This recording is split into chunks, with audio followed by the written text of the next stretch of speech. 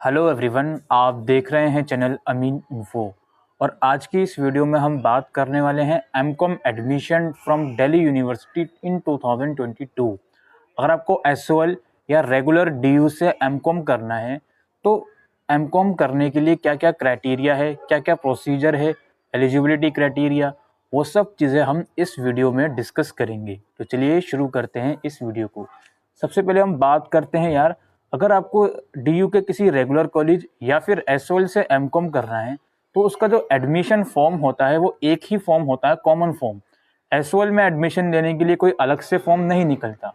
एक तो ये चीज़। और एक्सपेक्टेड डेट की अगर हम बात करें एडमिशन फॉर्म की, तो नॉर्मल सर्कमस्टांसिस में जून के अराउंड फॉर्म निकल जाते हैं, लेकिन ये फॉर्म डिले भी हो सकते हैं। तो जून या जुलाई के आसपास ये फॉर्म निकलते हैं। जब भी फॉर्म निकलेंगे तो मैं आपको इन्फॉर्म करूंगा। फॉर्म के एडमिशन फीस की बात करें, एप्लीकेशन फॉर्म की फ़ीस की, तो लगभग 750 रुपये फ़ीस होती है और रिजर्व वालों के लिए लगभग 350 रुपये की फ़ीस होती है। अब हम बात करते हैं एमकॉम की जो सिलेक्शन क्राइटेरिया होता है वो किस किस बेस पे होता है। टोटल सीट्स की अगर हम बात करें तो रेगुलर में अराउंड 400 450 सीट्स हैं और एसओएल में अराउंड 500 सीट्स हैं, जिसमें से 50% सीट्स जो होती हैं वो मेरिट बेस के लिए रिजर्व हैं और बाकी की 50% एंट्रेंस बेस के लिए। मेरिट बेस से हमारा मतलब है, अगर आपकी ग्रेजुएशन बीकॉम ऑनर्स या बीकॉम प्रोग्राम में है और दिल्ली यूनिवर्सिटी से है, चाहे रेगुलर हो या एसओएल हो, तो आप मेरिट बेस के थ्रू भी एलिजिबल हो और एंट्रेंस बेस के थ्रू भी एलिजिबल हो। वहीं अगर आपकी ग्रेजुएशन डीयू के बाहर की है तो आप सिर्फ एंट्रेंस के थ्रू ही आ सकते हो, या फिर आपकी ग्रेजुएशन कॉमर्स में नहीं है तो डीयू की ही बट कॉमर्स में नहीं है, तो उस केस में आपको एंट्रेंस के थ्रू ही आना होगा। अगर हम बात करें एलिजिबिलिटी क्राइटेरिया की, तो अगर आप मेरिट बेस के थ्रू अप्लाई करना चाहते हो तो आपने बीकॉम ऑनर्स या बीकॉम प्रोग्राम की डिग्री डीयू से करी होनी चाहिए। बीकॉम ऑनर्स की डिग्री है तो एटलीस्ट 65% मार्क्स जनरल कैटेगरी वालों के होने चाहिए। बीकॉम प्रोग्राम की डिग्री है तो एटलीस्ट 70% मार्क्स जनरल कैटेगरी वालों के होने चाहिए। और आपको स्क्रीन पर दिख जाएगा कि बाकी कैटेगरी के लिए कितना परसेंट रिलैक्सेशन है। लाइक ओबीसी के लिए 10% रिलैक्सेशन है। बात करें एससी एसटी की, तो उनके लिए मिनिमम पासिंग मार्क्स हैं। आपके ग्रेजुएशन में अगर मिनिमम पासिंग मार्क्स हैं तो आप एलिजिबल हो, एससी एसटी कैटेगरी वाले। ये बात थी मेरिट बेस्ड एलिजिबिलिटी की। अगर हम बात करें एंट्रेंस बेस्ड एलिजिबिलिटी की, तो इसमें टोटल 3 फैक्टर हैं। एक तो ये कि आपके पास बीकॉम ऑनर्स या बीए ऑनर्स इकोनॉमिक्स, इसकी डिग्री होनी चाहिए, चाहे डीयू की हो या फिर किसी और यूनिवर्सिटी की हो, और आपके कम से कम 50% मार्क्स होने चाहिए।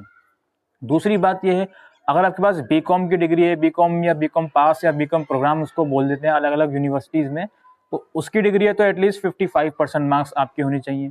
और अगर आपके पास यूजी मैनेजमेंट कोर्सेज की डिग्री है, लाइक बीबीए या फिर बीबीए फाइनेंस वगैरह की डिग्री है या बीबीई की डिग्री है, तो उस केस में 60% मार्क्स एग्रीगेट होने चाहिए। ये जनरल वालों की है। और बाकी जो रिलैक्सेशन होता है वो जो यूनिवर्सिटी के रूल हैं, ओबीसी के लिए 10% कम कर लेते हैं, वो आपकी स्क्रीन पर आपको दिख जाएगा किस कैटेगरी के लिए कितने मार्क्स आपको चाहिए। तो हमने बात कर ली एलिजिबिलिटी की और नंबर ऑफ सीट्स की। 50% सीट्स इसमें रिजर्व होती हैं मेरिट बेस के थ्रू और बाकी की 50% एंट्रेंस बेस के थ्रू। अच्छा, आप जब फॉर्म भरते हो तो उसमें आपसे पूछा जाता है कि आप मेरिट और एंट्रेंस दोनों के लिए अप्लाई करना चाहते हो, या फिर सिर्फ मेरिट के थ्रू अप्लाई करना चाहते हो, या फिर सिर्फ एंट्रेंस के थ्रू। ये ऑप्शन किससे पूछा जाएगा? जिस बच्चे ने ग्रेजुएशन कॉमर्स में करी है और डीयू से ही करी है, उससे ये ऑप्शन पूछा जाएगा। ठीक है। और ऐसा नहीं है कि आप सपोज करो आप मेरिट के थ्रू जाना चाहते हो तो एंट्रेंस के लिए अप्लाई नहीं कर सकते। फॉर्म के अंदर आप दोनों कैटेगरी के लिए अप्लाई कर सकते हो, कोई अलग से फीस उस चीज़ की नहीं जाएगी। फॉर एग्जाम्पल, आपको लग रहा है कि यार मेरी तो ग्रेजुएशन में 78% है, मैं तो सिर्फ मेरिट के थ्रू ही जाऊँगा, तो ये टोटल आपके ऊपर डिपेंड करता है। वैसे वीडियो को देखने के बाद 78% वाले भी ये बात को समझ में आ जाएगी कि नहीं यार, मुझे एंट्रेंस भी देना चाहिए। अभी वीडियो पूरी देखते रहिए। अच्छा, अब जो बात कर ली हमने एलिजिबिलिटी की और नंबर ऑफ सीट्स की, इसके बाद हमारी बारी आती है जो एमकॉम करने के लिए एग्ज़ाम होता है, एंट्रेंस होता है, उसका क्या प्रोसीजर होता है। एंट्रेंस ऑनलाइन होता है। ऑनलाइन से मेरा मतलब है एग्जामिनेशन सेंटर पर जाकर ही होगा, बट कंप्यूटर बेस्ड मोड में एंट्रेंस होगा। एमसीक्यू बेस्ड क्वेश्चन होते हैं, टोटल 100 क्वेश्चन होते हैं, 400 मार्क्स की। सही आंसर के लिए 4 मार्क्स मिलते हैं और गलत आंसर के लिए 1 मार्क्स आपका डिडक्ट कर दिया जाता है। अच्छा, इसका जो सिलेबस होता है वो क्या होता है? जो अंडर ग्रेजुएट कोर्सेज पे बीकॉम ऑनर्स की पढ़ाई है दिल्ली यूनिवर्सिटी की, जो बीकॉम ऑनर्स का सिलेबस है अंडर ग्रेजुएट लेवल पर, यार बीकॉम तो अंडर ग्रेजुएट ही होता है, तो खैर तो वो पूरा कवर होता है, जिसमें आपका मैनेजमेंट पार्ट होता है, जिसमें financial management, marketing management, human resource management वगैरह। इसके अलावा अकाउंटिंग का पार्ट होता है, cost accounting, corporate accounting, financial accounting, management accounting. इसके अलावा इकोनॉमिक्स का पार्ट होता है, माइक्रो इकोनॉमिक्स, मैक्रो इकोनॉमिक्स और इश्यूज इन इकोनॉमिक डेवलपमेंट। और इसके अलावा बिजनेस स्टैटिस्टिक्स, बिजनेस मैथमेटिक्स का पार्ट होता है। इसके अलावा कुछ करंट अफेयर्स भी आपसे पूछे जाएंगे, और स्पेशली जिस ईयर में आप एंट्रेंस दे रहे हो, लाइक 2022 में, उस ईयर में बिजनेस की फील्ड में क्या क्या नई डेवलपमेंट हुई, ठीक है, और जो देश का यूनियन बजट आता है उसमें क्या क्या नई प्रोविजंस लेकर आई गवर्नमेंट, वो सब चीज़ें आप ज़रूर से कवर अप करिएगा। और बिजनेस की फील्ड में जो करंट अफेयर्स होते हैं उसको आपको ज़रूर से कवर अप करना है। और मेरा पर्सनली मानना यह है कि एमकॉम का जो एंट्रेंस होता है, अगर इसकी प्रिपरेशन आप 4-5 महीने अच्छे से कर लेते हो तो definitely you will crack entrance exam. और आपके अगर एकेडमिक रिकॉर्ड अच्छे हैं, आप जो है ग्रेजुएशन में आपके एकेडमिक रिकॉर्ड्स अच्छे हैं, इट मीन्स कि आप अच्छे पढ़ाई कर रहे हो, तो आपको आपका वो जो फैक्टर है जो मैंने अभी बताया, अकाउंटिंग का सेक्शन या दूसरा सेक्शन, वो अगर आपका स्ट्रॉन्ग है तो आपको उतनी दिक्कत नहीं आएगी एमकॉम का एंट्रेंस क्लियर करने के लिए, ठीक है। और बाकी मार्केट्स में आप जाओगे तो बुक्स वगैरह भी आती हैं, वो भी आप लोग परचेज कर सकते हो, कोई इशू नहीं है। इसके बाद हमारी बारी आती है कि एक्सपेक्टेड मार्क्स कितने होने चाहिए सो दैट हम एमकॉम में एडमिशन के लिए एलिजिबल हों। पहले हम बात करते हैं मेरिट बेस वालों के लिए। जो बच्चे ये सोचते हैं कि यार मैं ग्रेजुएशन के बेस पर एडमिशन लूंगा, मेरे ग्रेजुएशन में अच्छे मार्क्स हैं और डीयू से ही करिए, तो कितने मार्क्स एटलीस्ट होने चाहिए? भाई अगर आप जनरल कैटेगरी से हो तो कम से कम 80% एग्रीगेट आपकी होनी चाहिए। जितनी भी मैंने एलिजिबिलिटी क्राइटेरिया आपको बताई, ये एग्रीगेट परसेंटेज है, यानी कि तीनों ईयर को मिलाकर। तो अगर आप जनरल कैटेगरी से आते हो, रेगुलर में एडमिशन लेना चाहते हो एमकॉम में, तो एटलीस्ट 80% मार्क्स तो आपके होने चाहिए। और ये कट ऑफ और ज़्यादा हाई जा सकती है इस साल। उसका रीज़न क्यों है? सिंपल सी बात है, पिछले 2 सालों में ओबीई एग्ज़ाम डीयू ने कंडक्ट करवाए हैं, और मैंने पर्सनली ये फील किया है, जो बीकॉम वाले बच्चे हैं उनकी परसेंटेज बहुत ज़्यादा बड़ी है ओबीई एग्ज़ाम में। तो ऑफ कोर्स सी बात है यार, जब बच्चे की ग्रेजुएशन की परसेंटेज बढ़ रही है तो ऑफ कोर्स सी बात है, मेरिट बेस के लिए जो कट ऑफ है और ज़्यादा हाई जा सकती है। इसलिए कम से कम 80% अगर आपके मार्क्स हैं, तब आप ये सोच सकते हो जनरल कैटेगरी वाले बच्चे, हाँ अब मेरा एडमिशन मेरिट के थ्रू हो सकता है। और अगर 80 से कम है तो बिल्कुल डेफिनेटली आपको एंट्रेंस की प्रिपरेशन करनी चाहिए। वहीं बात करें ओबीसी वाले, उनके लिए भी परसेंटेज कोई उतनी खास कम नहीं है, कट ऑफ उतनी कुछ खास कम नहीं है। अगर जनरल वालों की 80 है तो ओबीसी वाले ये मानकर चलें 76, 77 इतनी तो आपकी होनी चाहिए कम से कम। बाकी SC ST वालों की भी 70 से ऊपर ही जा रही है भाई, सिंपल सी कहानी है, ठीक है। और वहीं अगर बात करें एंट्रेंस के थ्रू आप जा रहे हो, तो एंट्रेंस में कम से कम कितना स्कोर होना चाहिए? अगर मैं 2021 की बात करूं, वैसे पर्सनली मेरा ये मानना है दोस्तों कि एंट्रेंस बेस्ड कट ऑफ पिछले साल की देखकर ये एनालाइज करना या फिर ये जज करना कि हाँ जी इस साल भी इतनी होगी, वो आई थिंक सही नहीं है।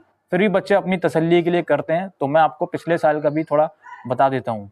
2021 में जो एंट्रेंस बेस्ड एडमिशन एमकॉम में हुए हैं रेगुलर में, उसमें जो जनरल कैटेगरी वाले बच्चे हैं, एटलीस्ट ये मानकर चलें कि 400 में से 180 मार्क्स तो आपके हों, ठीक है। ओबीसी वाले बच्चे हैं तो ये मानकर चलें कि 140 मार्क्स तो कम से कम हो, 140 150। बाकी SC ST वाले, अगर आपको डिटेल में कट ऑफ देखनी है तो डिस्क्रिप्शन में लिंक दे दूंगा, रेगुलर का अलग से, SOL का अलग से, आप उन लिंक्स को देख सकते हो। वो लिंक्स आई डोंट नो कि जब अगर ये वीडियो आप 3-4 महीने बाद देख रहे हो तो वो लिंक्स वर्क करेंगे या नहीं, बट अभी वो लिंक्स वर्क कर रहे हैं, आप जाकर देख सकते हो। वहीं कट ऑफ की हम बात कर रहे थे, तो SOL में अगर आपको एडमिशन चाहिए तो यार जनाब कोई कम कट ऑफ नहीं है उसकी भी। As I told you earlier in the video कि SOL में भी टोटल अगर हम बात करें 500 सीट्स हैं, लेकिन जो कट ऑफ है उसकी उतनी कम नहीं जाती। खासकर जो मेरिट बेस्ड कट ऑफ है वो ज़्यादा ही रहती है। इसमें भी मानकर चलिए 75 के अराउंड तो मार्क्स हो एटलीस्ट जनरल वालों के, तभी आप सोच पाओगे कि हाँ जी मेरा एडमिशन मेरिट बेस के थ्रू हो सकता है। अदरवाइज एंट्रेंस की बात करूँ तो अगर रेगुलर की एंट्रेंस की कट ऑफ जनरल वालों की 180 के अराउंड जा रही है, तो SOL की 160 चली आएगी, 170 चली आएगी, ठीक है। तो ये बात है, ज़्यादा डिफरेंस नहीं है हर कट ऑफ में। आप लोग ये मत सोचो कि यार SOL से ही तो करना है, थोड़ा बहुत एंट्रेंस कर लूँगा निकल जाएगा, नहीं, आपको एंट्रेंस की अच्छी प्रिपरेशन करनी होगी, ठीक है। तो ये सब चीज़ें हैं, मैंने एंट्रेंस के बारे में आपको बताया, कट ऑफ के बारे में बताया, एलिजिबिलिटी क्राइटेरिया मैंने आपको बता दी, और फॉर्म कब निकलेंगे, अराउंड जून जुलाई के अराउंड फॉर्म निकलेंगे, और एंट्रेंस अराउंड अगस्त या सितंबर में होगा, ठीक है।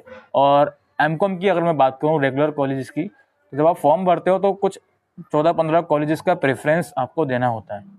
और जब एडमिशन लिस्ट जब आती है रेगुलर की, तो आपके प्रेफरेंस के अकॉर्डिंग प्लस आपके कितने मार्क्स हैं एंट्रेंस एग्जाम में, या फिर आप मेरिट के थ्रू अप्लाई करें तो कितनी परसेंटेज है आपकी ग्रेजुएशन में, वो सब चीज़ें मैटर करती हैं कि आपको कौन से प्रेफरेंस का कॉलेज अलॉट करा जाए। अगर आप अपने रिस्पेक्टिव प्रेफरेंस से सेटिस्फाइड नहीं होते तो आप उस लिस्ट में एडमिशन लेके अपनी सीट को अपग्रेड कर सकते हो, फिर आपको नेक्स्ट हायर प्रेफरेंस अलॉट हो सकता है। लेकिन एक बात और है कि आपको कॉलेज कोई सा भी अलॉट हो, क्लासेस जो होती हैं एमकॉम की रेगुलर वालों की, वो north campus department of commerce में ही लगती हैं। फीस की अगर मैं बात करूँ तो फीस में बहुत वेराइटीज़ हैं। अगर एसओएल की बात करूँ तो अराउंड ये मानकर चलिए एक साल की फीस अराउंड 5500 या 6000 के बीच है, एक साल की फीस। इसके अलावा वो एग्जामिनेशन फीस अलग से लेते हैं सेकेंड सेमेस्टर की। फर्स्ट सेमेस्टर की एग्जामिनेशन फीस न्यू एडमिशन में इंक्लूड होती है। और बाकी अगर हम रेगुलर कॉलेजेस की बात करें तो college to college fees difference करती है, ठीक है। किसी कॉलेज की आई थिंक 5000 भी है डिपार्टमेंट ऑफ कॉमर्स की, और किसी किसी कॉलेज की और ज़्यादा भी फीस है, 10,000 के आसपास या 15,000 के आसपास भी एक साल की फीस है। तो इतनी फीस है, बट आप फीस उतनी ज़्यादा नहीं है इसमें। और बाकी अगर हम बात करें डॉक्यूमेंट्स की, अगर आप डॉक्यूमेंट्स की बात करोगे 10th 12th की मार्कशीट, ग्रेजुएशन की मार्कशीट, प्रोविजनल सर्टिफिकेट, यही सब चीज़ें चाहिए होती हैं।